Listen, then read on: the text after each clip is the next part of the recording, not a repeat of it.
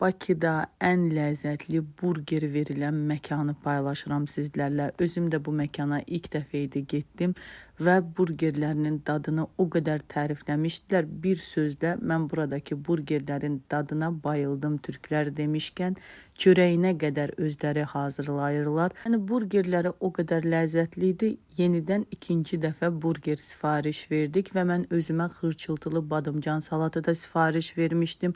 Dadı çox ləzzətli idi. Bir çox yerlərdə bu badımcan salatını xırçıltılı hazırlamırlar, amma burada hər şey yerində idi və tantuni də sifariş vermişdim. Çünki buranın bütün yeməklərini tərifləyirdilər.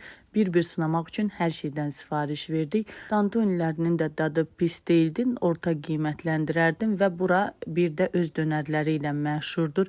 Dönərləri hədsiz ləzzətli idi.